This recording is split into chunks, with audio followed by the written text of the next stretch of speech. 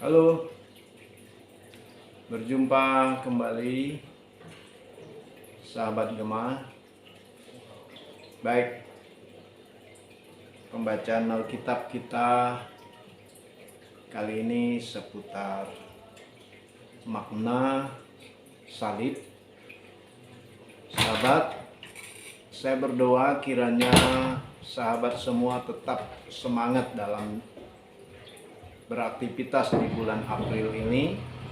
Kiranya kita semua selalu menikmati berkat yang Tuhan berikan dan tetap sehat, serta yang sakit segera disembuhkan.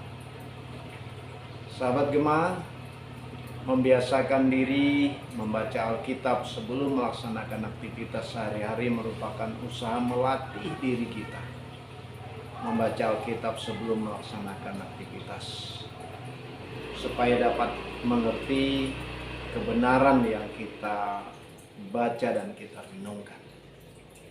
Sebelumnya mari kita berdoa. Firman-Mu pelita bagi kaki kami, terang bagi jalan kami. Dalam nama Yesus kami berdoa, haleluya, amin. Seperti biasa sahabat, saya selalu menyampaikan dan mengajak agar kita dapat menyempatkan waktu sejenak membaca Alkitab, karena akan memberikan dampak-dampak yang memberikan semangat rohani, menjadikan kita kuat dan meyakinkan kita akan keselamatan yang kita terima, serta membimbing kita dalam membuat keputusan-keputusan dalam kehidupan kita sahabat.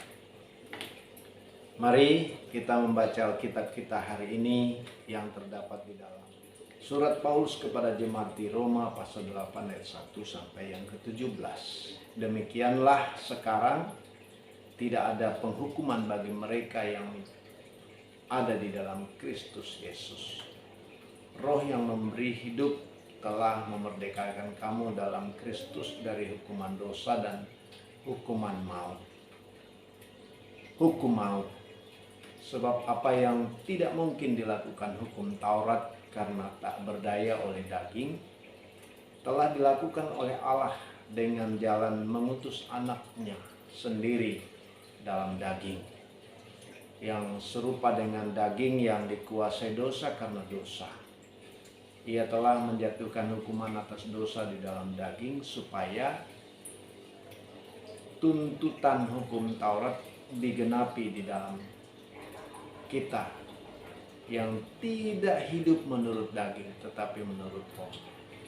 Sebab mereka yang hidup menurut daging memikirkan hal-hal yang dari daging, mereka yang hidup menurut roh memikirkan hal-hal yang dari roh. Karena keinginan daging adalah maut, tetapi keinginan roh adalah hidup dan damai sejahtera.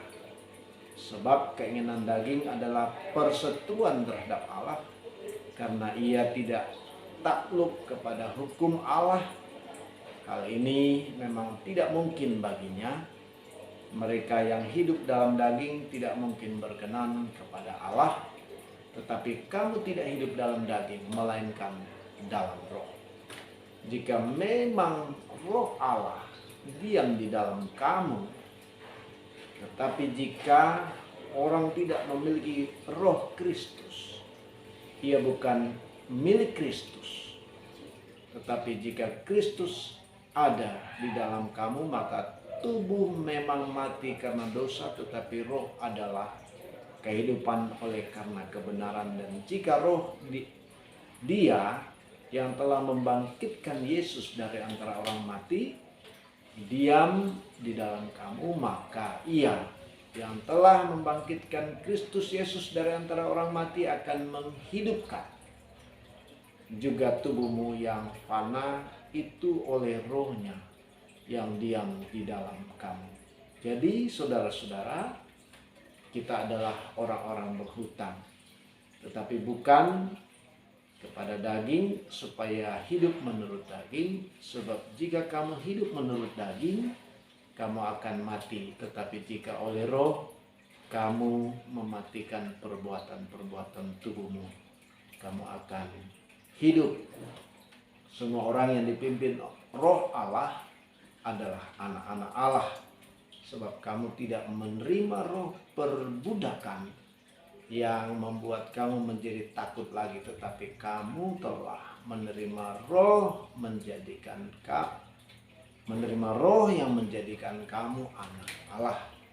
Sebab roh itu kita berseru, ya Aba, ya Bapa. Roh itu bersaksi bersama-sama dengan roh kita bahwa kita adalah anak-anak Allah. Dan jika kita adalah anak, maka kita juga adalah ahli waris. Maksudnya orang-orang yang berhak menerima janji-janji Allah yang akan menerimanya bersama-sama dengan Kristus. Yaitu jika kita menderita bersama-sama dengan Dia, supaya kita juga dipermuliakan bersama-sama dengan Dia. Demikian pembacaan Alkitab hari ini. Tuhan Yesus memberkati. Selamat beraktivitas. Mari kita berdoa.